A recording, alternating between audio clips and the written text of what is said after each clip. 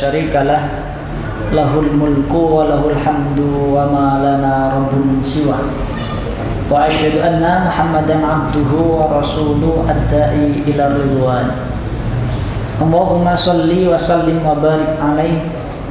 A'udzu billahi minasyaitonir rajim. Raditu billahi rabba wa bil islami dina wa bi Muhammadin nabiyyan wa rasula.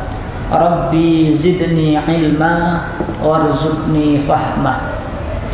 Rabbana na'udzu bika minal barasi wal junun wal judan wa min sayyi'il asqam. Ma'asyiral muslimin, jamaah Masjid Al-Irsyad yang dirahmati oleh Allah Subhanahu wa taala. Syukur alhamdulillah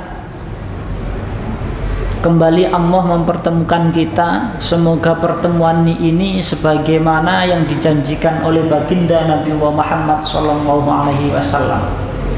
Wa rajulani tahabbani ilallah ijtama'a alaihi wa tafarraqa alaihi.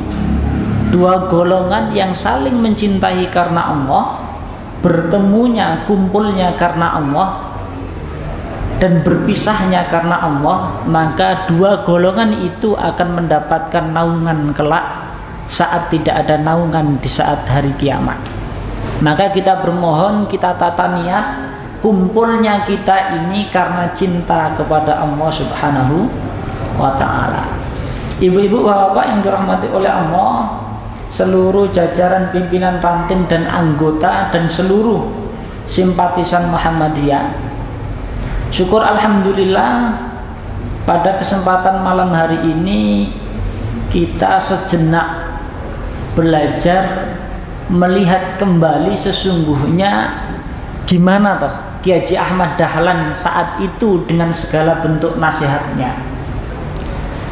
Maka perlu kemudian kita menelisik literatur-literatur yang ada.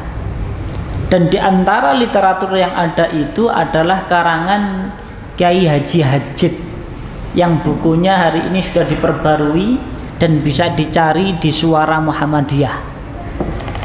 Terkait apa? Pelajaran Kiai Haji Ahmad Dahlan mengenai 7 falsafah kehidupan dan 17 kelompok ayat Al-Quran yang diajarkan oleh Kiai Haji Ahmad Dahlan.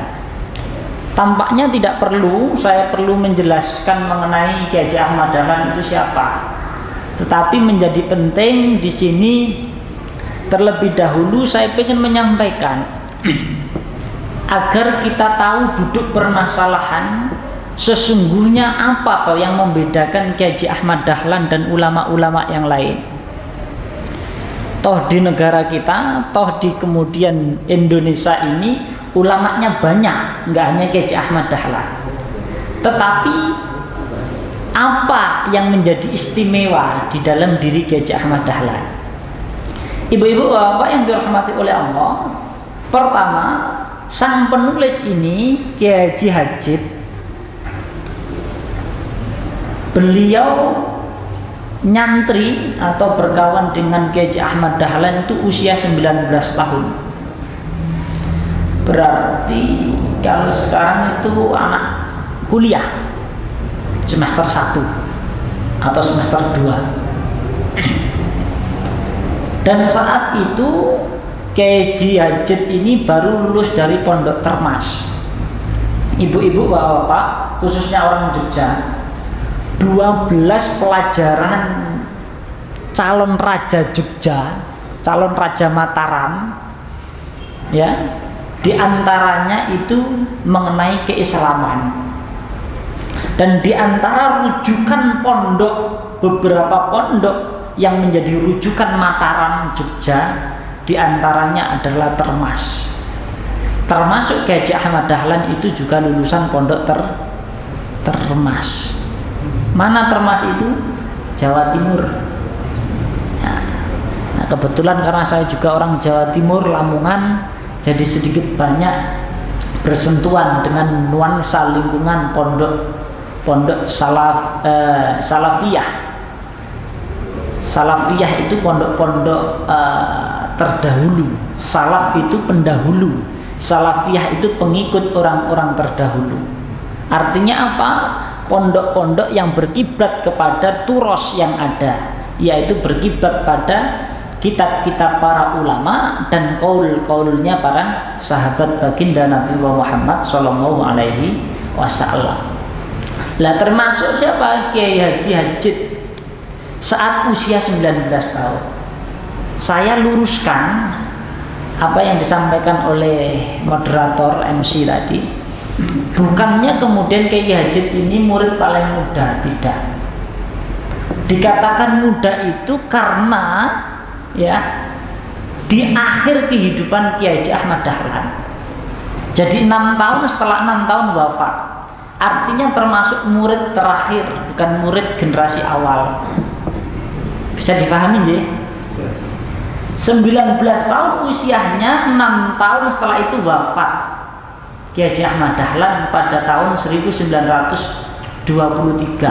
tepatnya tanggal 23 Februari tahun 1991 Februari, 23 Februari lahir saya.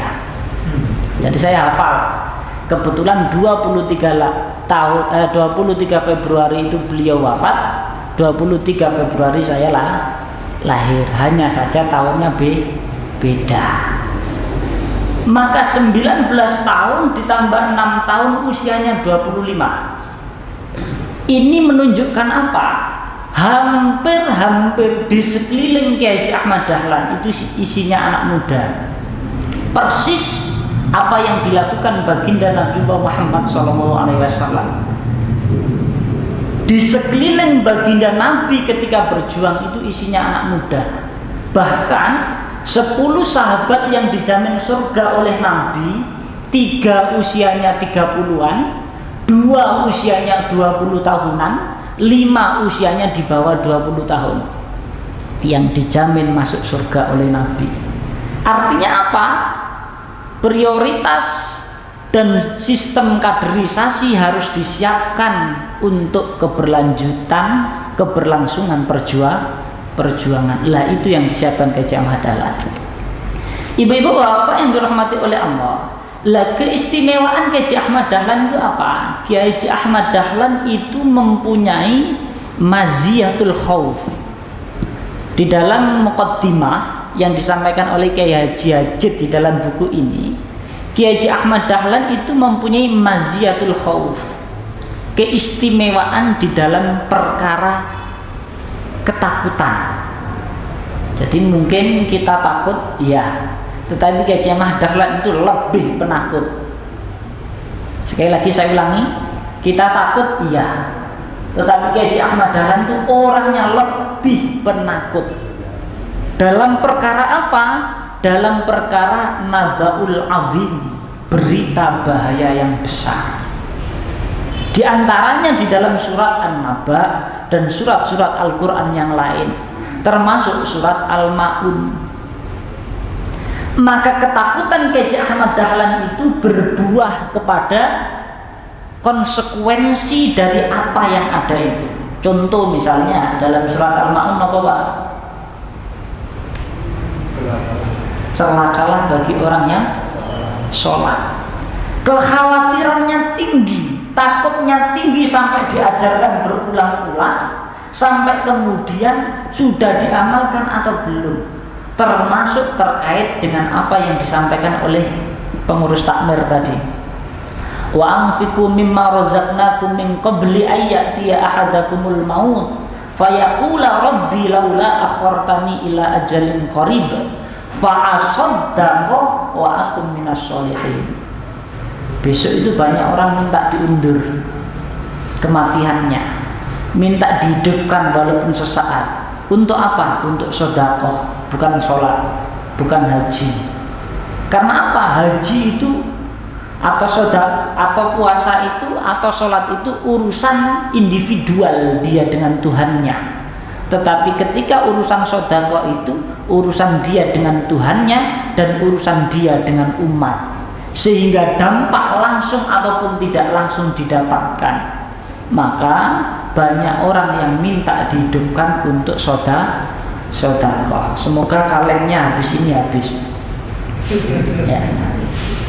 Kalau nggak habis berarti bukan pengikut Kiai Ahmad Dahlan, karena Kiai Ahmad Dahlan itu mempunyai maziyatul khauf, ketakutan kepada perkara ancaman. Lah ancaman bagi orang yang sholat itu diantaranya lalai.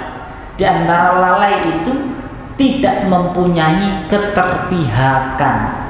Kenapa itu saya sampaikan? Di dalam muqaddimah di sini disampaikan oleh penulis termasuk penerbit bahwasannya Kiai Ahmad Dahlan itu adalah anak ideologisnya Syekh Muhammad Abduh.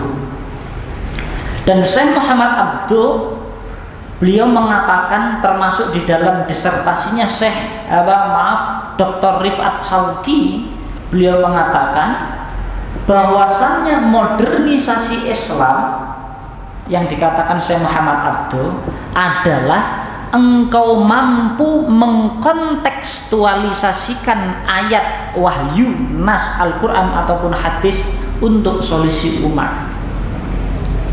Artinya apa? Kiai Ahmad Dahlan mampu mengkebumikan, mampu menjadikan ayat itu sebagai solusi produk yang mampu dirasakan. Karena maaf, banyak orang paham Quran, baca, hafid banyak, tetapi belum mampu mengkontekstualisasikan ayat itu sehingga menjadi solusi keumatan.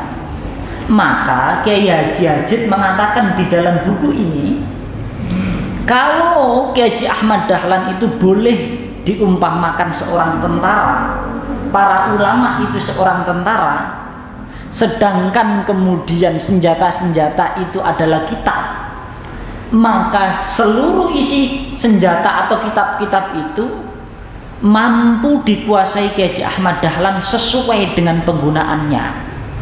Karena ada ulama yang ahli hanya dalam senjata laras panjang, ada yang kemudian laras pendek, ada yang kemudian ahlinya di panah, ada yang ahlinya di pedang. Tapi Kiai Haji Ahmad Dahlan dikatakan oleh Kiai Haji Hajid di sini mampu menggunakan semua senjata dan tepat pada kebutuhannya. Maka ada kaidah kullu maqam maqal wa kullu maqal maqam. Setiap tempat ada pembahasannya dan setiap pembahasan ada tempatnya. Maka ulama yang tepat itu mampu memberikan solusi sesuai dengan kebutuhannya. Haus, ya disuguhi minum. Malam hari ini dingin, hujan, gerimis, disuguhi es kinten-kinten cocok mboten, Pak? Wah, enak loh Pak es itu. Tapi nggak cocok. Itu kurang cerdas takmirnya. Tapi kalau disuguhi ronde atau bajigur, ya, napa malih Pak? Jahe, wah enten sing sanjang nih godhog barang, wah melantrak nih, nular nih. Artinya apa? Sesuai pembacaan. Lagi Kiai Ahmad Dahlan mampu membaca itu, sehingga kemudian Kiai Ahmad Dahlan menjadi ulama yang mempunyai daya tarik, lebih-lebih di kalangan anak muda yang kemudian haus dengan pergerakan pada saat itu. Ibu-ibu bapak yang dirahmati oleh Allah, ini masih pada bait pertama, kita belum masuk ini. Ini baru muqaddimah oleh Kiai Haji Suja. Selanjutnya Kiai Ahmad Dahlan di akhir hayatnya tampak sekali di raut mukanya dan keluh kesahnya sifat roja, persis seperti Imam Syafi'i. Lah ini ciri ulama dan ciri para penuntut ilmu.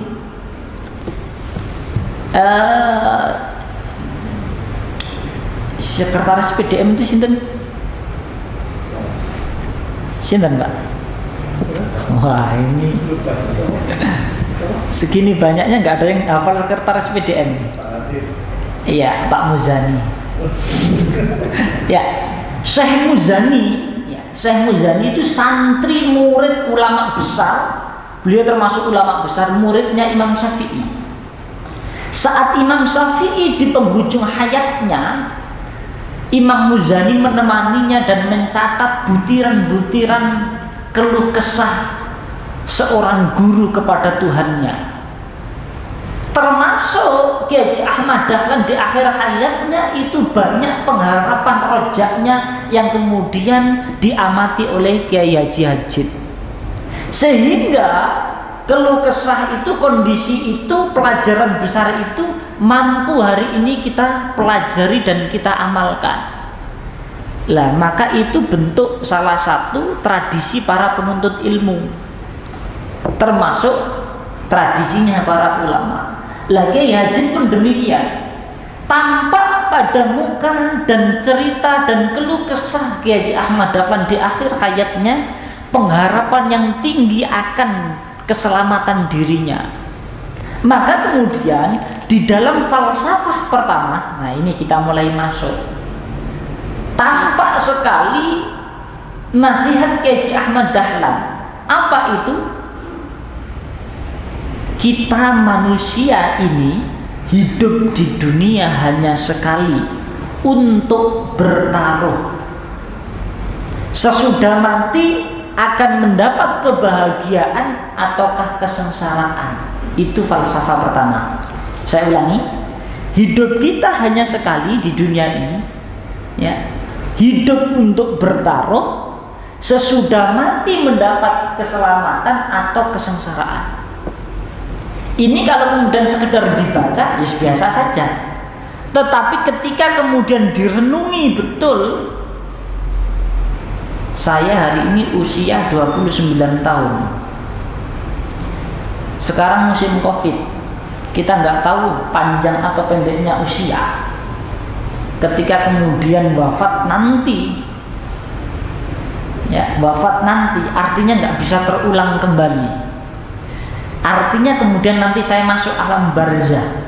Ketika bertemu dua malaikat, apakah baik malaikat itu ataukah jahat malaikat itu, rupawan atau buruk mukanya. Maka ini sesungguhnya pertaruhan yang kemudian tidak bisa kembali. Ya, saya ulangi, selamat atau tidak. Maka Abu Bakar As-Siddiq beliau mengatakan tidak ada istilah celaka bagi seseorang setelahnya surga, dan tidak ada istilah keberuntungan kalau setelahnya adalah neraka. Artinya seenak apapun hari ini, secukup apapun kita hari ini, contoh Jack Ma itu mempunyai kekayaan 850-an triliun. Kira-kira kalau punya uang segitu untuk apa? Beli bakwan. Nggak tebas kerupuk. 850-an triliun. Nggak tahu itu nolnya berapa, jenengan hitung apa. Kelengkapan semua ada, tetapi saat mati, maaf, bahkan kaos kaki saja tidak kita bawa. Gini apa mboten? Hanya kain kafan. Artinya apa? Sesuatu yang istimewa itu sesungguhnya tidak ada apa-apanya. Saya berikan analogi gini, bapak-bapak mempunyai kekayaan, contoh bapak-bapak menjadi raja, rumahnya 50 hektar luasnya, minum dari gelas emas, perak dan sebagainya. Ketika saat kemarau tidak ada air berpuluh-puluh tahun, dan pada saat itu tinggal satu gelas air, sedangkan air itu mampu diminum ketika menukarkan kerajaan bapak-bapak, kira-kira ditukarkan apa mboten? Ditukarkan apa mboten? Dengan kerajaan tidak akan hidup, dengan satu gelas akan menyambung kehidupan. Ditukar apa mboten? Ditukar mboten? Ditukar. Artinya apa? Kekayaan yang sebesar itu, sebanyak itu cuma bertumpu pada satu gelas air. Artinya apa?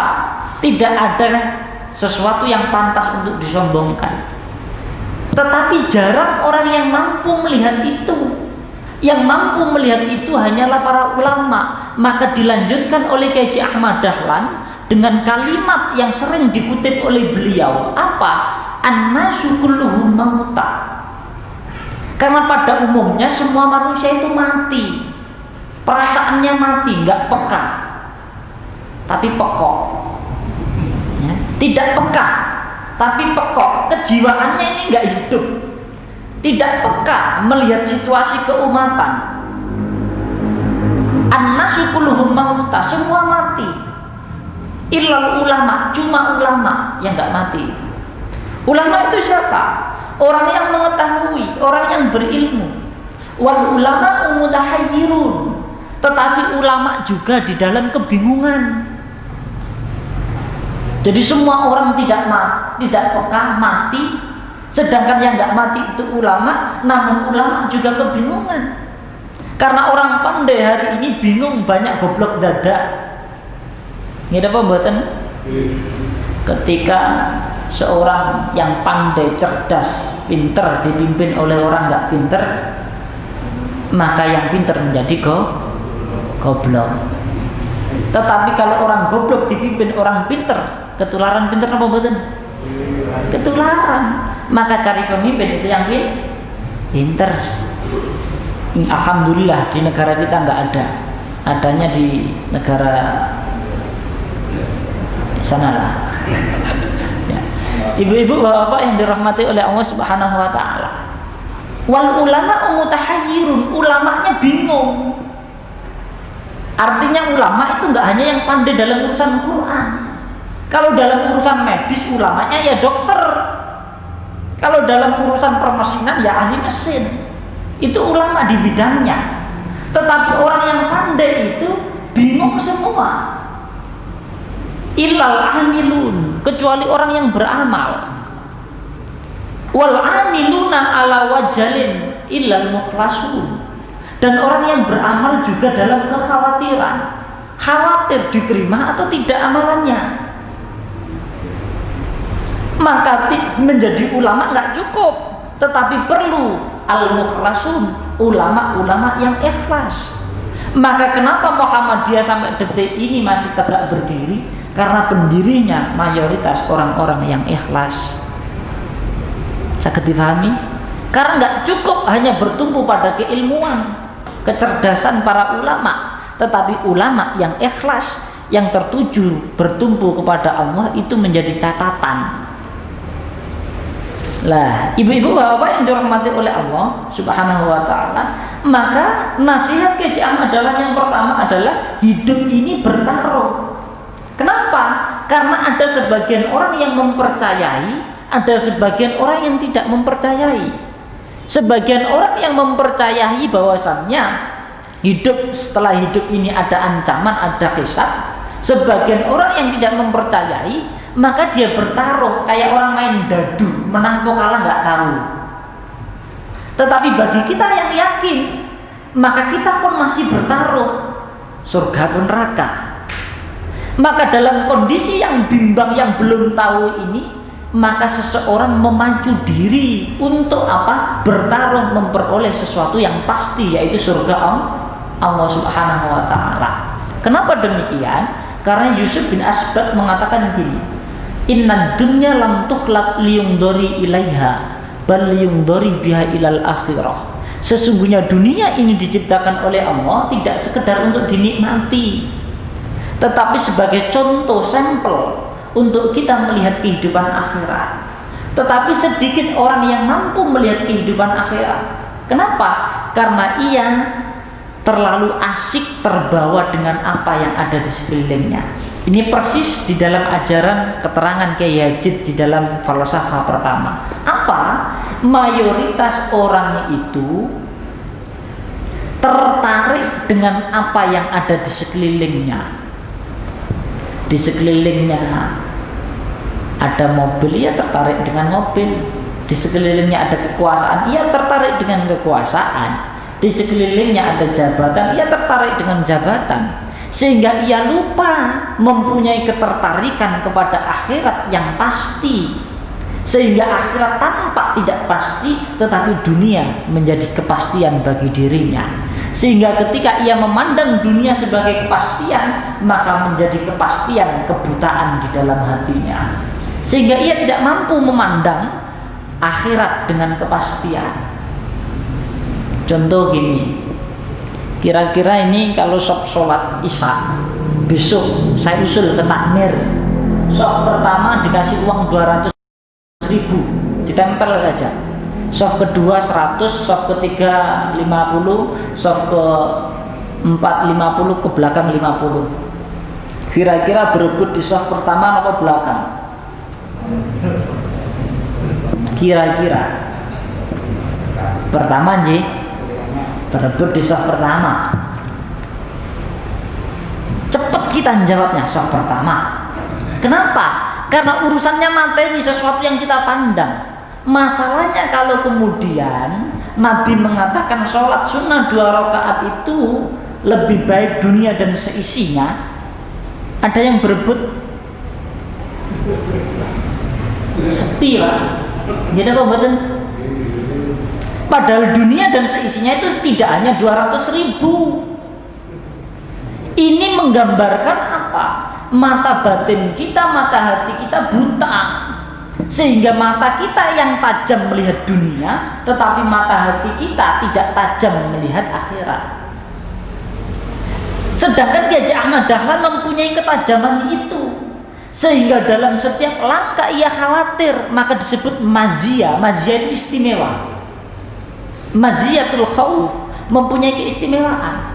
Sebenarnya kalau ilmunya dengan para ulama-ulama yang lain ya gak ada bedanya, sama-sama hebat, cerdas semua, tetapi mempunyai sebuah eksekusi amalan karena kekhawatiran membuktikan nas Al-Quran itu secara tepat, sehingga menjadi jawaban untuk umat, sehingga kita mampu merasakan hari ini.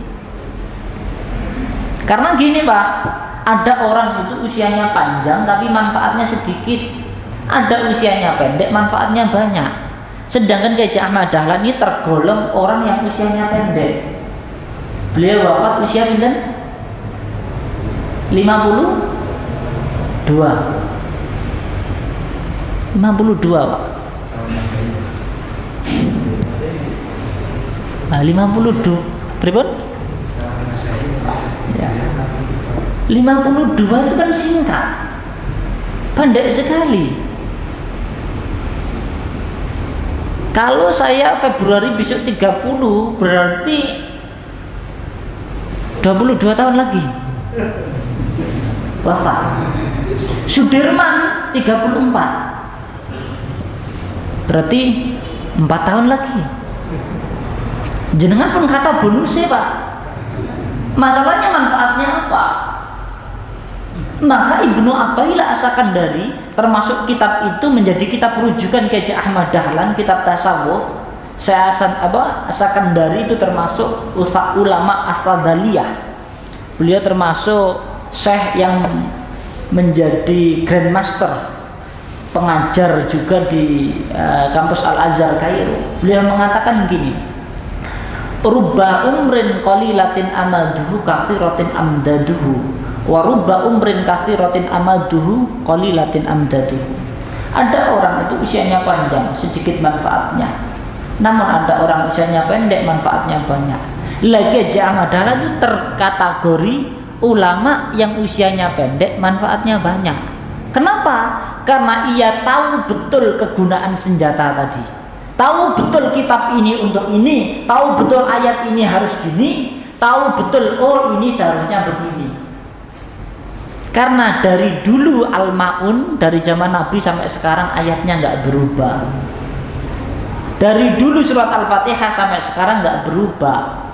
Tetapi yang menjadikan perubahan itu pemahaman kita dan pengejawantahan kita terhadap ayat itu. Jadi dari dulu nggak berubah. Maka Kiai Haji Ahmad Dahlan mendalami itu sehingga melakukan perubahan dengan itu. Karena apa? Maziyatul khauf, mempunyai ketakutan. Ibu-ibu bapak yang dirahmati oleh Allah Subhanahu wa taala. An-nasu kulluhum mauta. Nah, ini kita ini mati. Illal ulama, kecuali ulama. Lah oleh karena itu kita berdoa memohon. Ini karena waktunya singkat. Saya dia kuas tadi 40 menit Mas, 45 menit. Ya. Karena ulama itu sudah menjadi barang langka, kita berdoa agar kita mempunyai stok ulama. Anak kita dijadikan ulama. Karena ibu bapak yang dirahmati oleh Allah, saya ngasih contoh gini.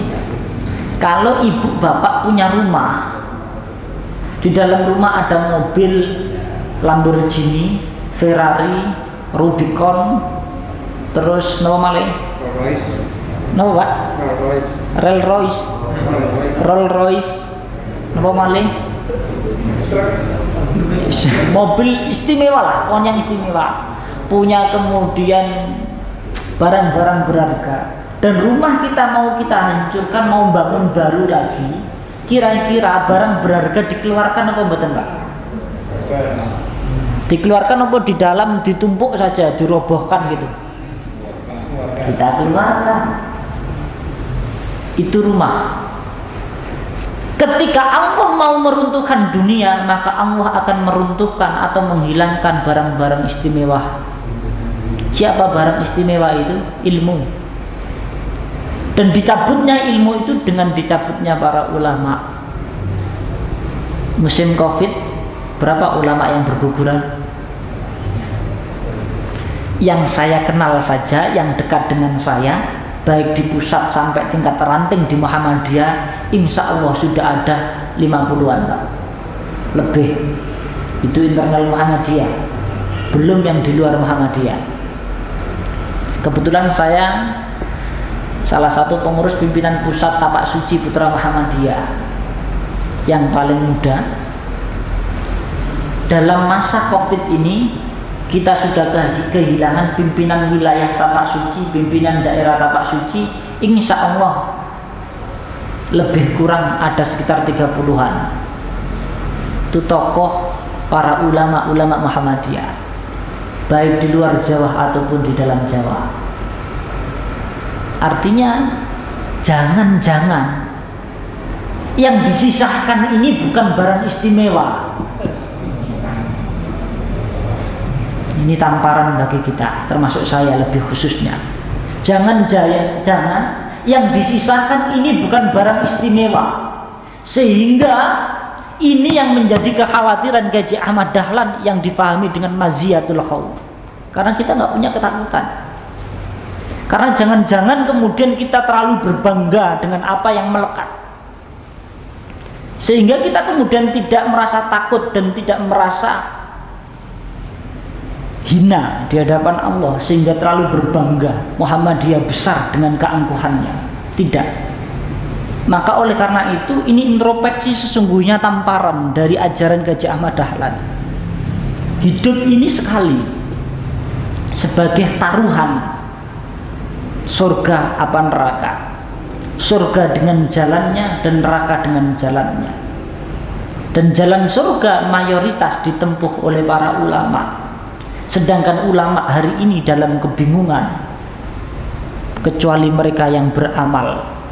Dan orang yang beramal pun dalam kekhawatiran, kecuali mereka yang ikhlas. Maka kita bermohon menjadi ulama-ulama yang ikhlas, menjadi ahli ibadah-ibadah yang ikhlas, yang pada saatnya menjumpai Allah dengan kondisi selamat. Yauma la yanfa'u manun wala banun illa man atallahi biqalbin salim. Pada suatu saat, pada suatu hari, anak yang engkau gadang-gadang, yang engkau banggakan, harta yang engkau kumpulkan tidak berguna illa kecuali man atamma, siapa yang datang menuju Allah biqalbin salim, dengan hati yang hidup dan selamat. Ibu-ibu bapak yang dirahmati oleh Allah Subhanahu wa taala, Nabi Muhammad SAW bersabda di dalam hadisnya,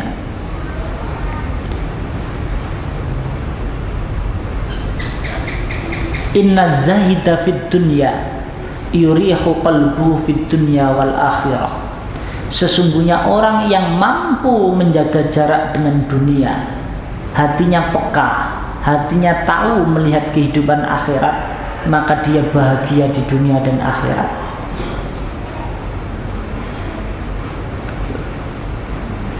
Namun sebaliknya, orang yang terlalu mencintai dunia, Warraghbatu fid dunya, dan orang yang terlalu cinta dengan dunia, hatinya menjadi buta karena dunia, maka yattaibu fid dunya wal akhirah, dijadikan gelisah, dijadikan capek dengan dunia dan akhiratnya. Artinya apa? Para ulama tidak pernah merasa capek dengan urusan dunia, karena dunia tidak berada di dalam hatinya. Sebagaimana yang disampaikan Allahu yarham Kiai Haji A.R. Fakhruddin ketika kakinya terjepit pintu mobil. Dulu pernah saya sampaikan ya, Tasik Kimutan. Oh ya, maklum kalau anak muda itu biasanya suka lupa. Kalau anak muda itu kan suka lupa, jadi biasa.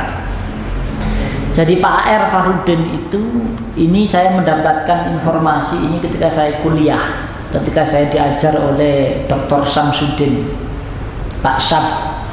Beliau menyampaikan saat itu Pak A.R. saat pimpinan pusat baru punya mobil satu, dan biasa Pak A.R. mau ngisi pengajian, diantar oleh supir, monggo yai masuk, dibukakan pintu, terus ditutup pintunya, enggak ketutup, dibukakan pintu, dibuka lagi, terus ditutup lagi, enggak ketutup lagi, ditutup lagi, enggak ketutup, sampai 3 kali. Pak Yai, mboten saged ditutup pintunya, kaki saya masih ketinggal 1. Kakinya terjepit pintu. Saya ulangi, kakinya terjepit pintu. Nyuwun kinten-kinten lah bilih jenengan pripun, Pak? Misu-misu napa balang kursi? Ya. Ini para ulama, karena kemudian dunia tidak di dalam hatinya, ya santai saja. Kaki saya belum masuk. Oh, maaf, minta maafnya luar biasa. Akhirnya masuk, biasa saja. Artinya apa? Mobil itu jangan dimasukkan dalam hatimu sehingga kalau tergores kamu marah-marah. Tapi mobil itu taruh di dalam garasi, kata Pak A.R. Karena tempatnya mobil itu di garasi. Letakkan dunia dalam genggamanmu, jangan letakkan dunia di dalam hatimu. Sehingga para ulama mempunyai jarak dengan dunia, sehingga tidak diatur dunia tapi mampu mengatur dunia. Ini terbalik ya Pak. Hari ini seseorang diatur dunia, ya, tetapi para ulama mampu mengatur dunia karena dia merdeka.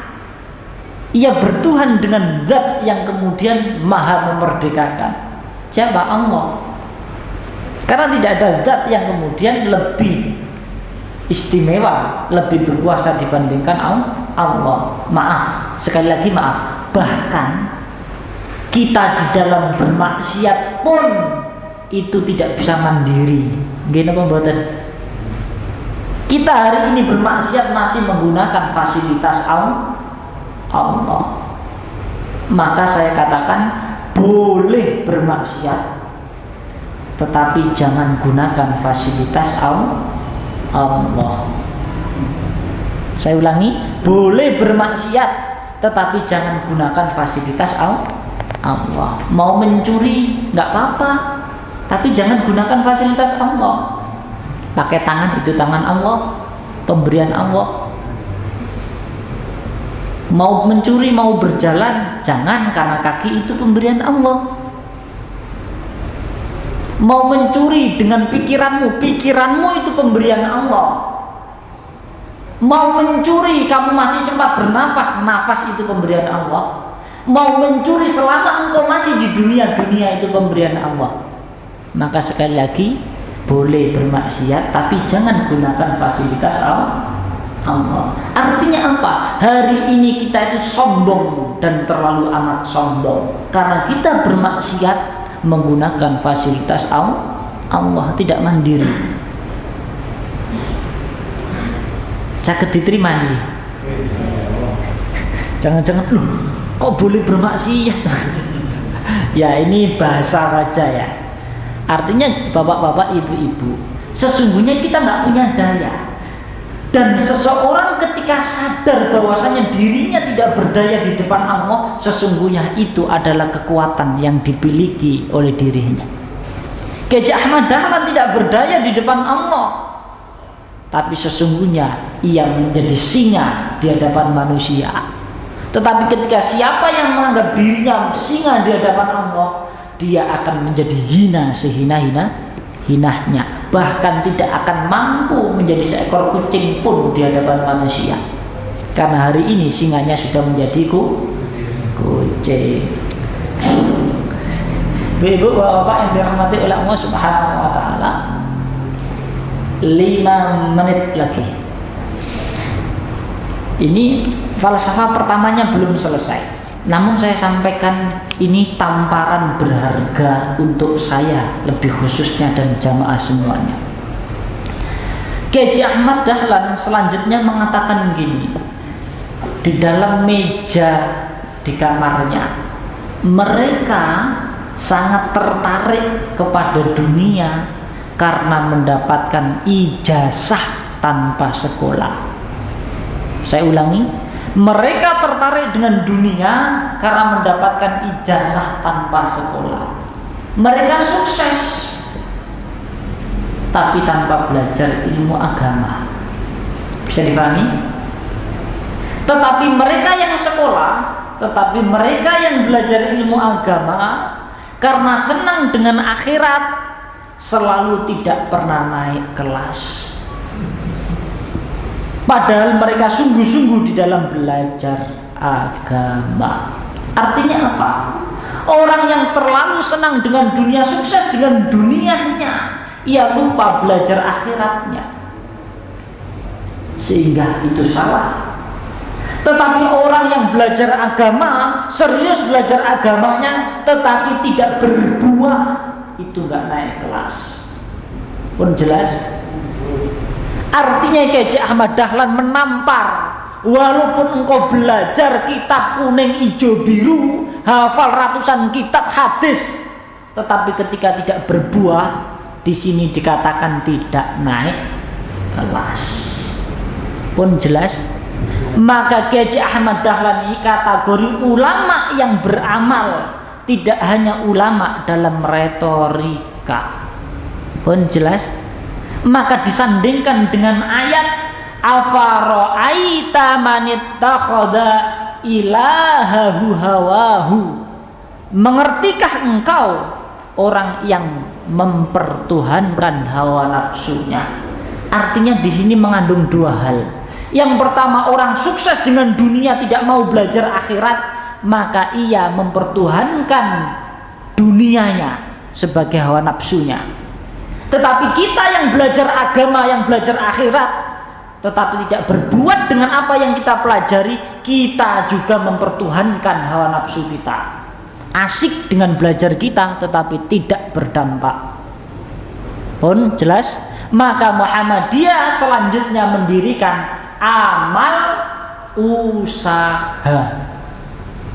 Bukti dari pembelajaran, bukti dari sebuah pembelajaran dan pengkajian, maka harus beramal.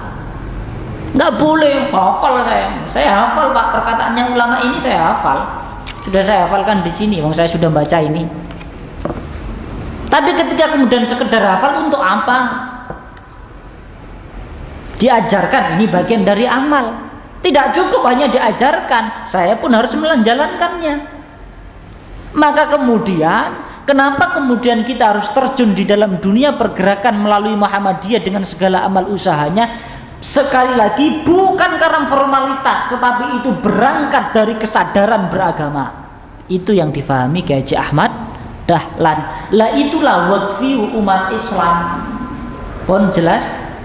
Cara pandang umat Islam dalam beragama itu harus demikian. Tidak boleh sekedar hafal, sekedar tahu, tetapi tidak berbuah. Karena sekali lagi, Kiai Ahmad Dahlan tidak bisa dipisahkan dari bapak ideologinya. Siapa? Syekh Muhammad Abduh. Beliau mengatakan modernisasi Islam itu engkau mampu mengkontekstualisasikan Al-Quran menjadi solusi keumatan. Artinya Al-Quran nas yang ada ini menjadi solusi. Maka belajar dan diamalkan. Maka terakhir sebagai penutup, ada tanya jawab mboten? Mboten. Sayyidina Ali mengatakan begini, wala khaira fi ibadatin laisa fiha tafaqquh. Sekali lagi saya ulangi, wala khaira fi ibadatin laisa fiha tafaqquh. Ibadahmu itu tidak akan menjadi baik dan berkualitas kalau tidak diilmui. Wala khaira fi fiqhin, dan ilmumu itu tidak akan juga baik laisa fiha tafahum, ketika tidak dioptimalisasikan, maka harus diamalkan. Wala khaira fi qiraatin, dan bacaan Qur'anmu itu tidak berkualitas dan tidak bermutu. Laisa fiha tadabbur, ketika tidak ada pentadabburan di dalam ayat Allah Subhanahu wa ta'ala. Lah ini yang kemudian senantiasa terngiang di kepala Kiai Ahmad Dahlan, ditularkan kepada muridnya sehingga menjadi pergerakan Muhammadiyah dengan amal usaha yang ada. Sehingga tidak hanya persyarikatan organisasi besar dengan segala retorikanya, tetapi dengan segala amal nyatanya.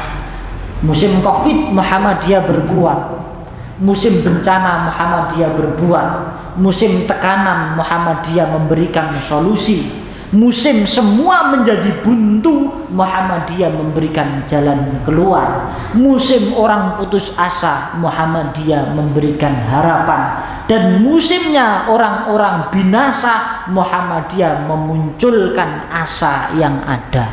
Itu siapa? Muhammadiyah dengan tokoh-tokohnya yang senantiasa melibatkan generasimu muda. Karena proses kaderisasi menjadi karakter yang melekat di dalam Muhammadiyah. Wal yakhshal ladzina law taraku min khalfihim dzurriyyatan dhi'afa khafu 'alaihim falyattaqullah wal yaqulu qawlan sadida. Dan sekiranya engkau takut meninggalkan di belakangmu generasi yang remah, rapuh, enggak berkualitas, maka kalau tahu demikian, maka bertakwalah kepada Allah sebagai solusinya. Takwa yang difahami sebagian ulama diantaranya adalah menjauh dari azab dunia dan akhirat. Maka azab akhirat itu neraka dan kuburnya. Azab dunia itu pertama rasa sakit, maka harus punya budaya sehat. Maka kita maskeran ini bukan gaya-gayahan.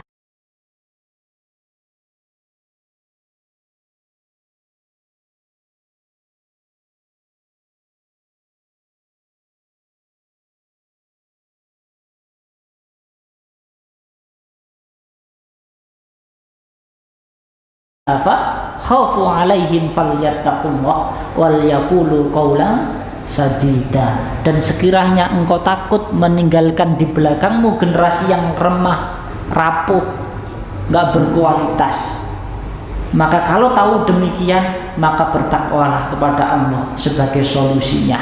Takwa yang difahami sebagian ulama diantaranya adalah menjauh dari azab dunia dan akhirat.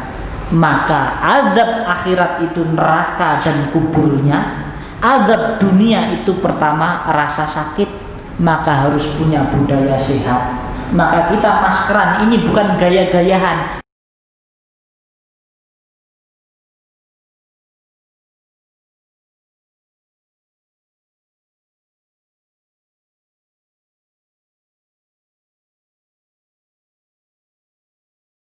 Abdurrahman Kamal mengatakan masker ibadah, karena berangkat dari pemahaman, berangkat dari keberagamaan, hifdzun nafs, menjaga jiwa.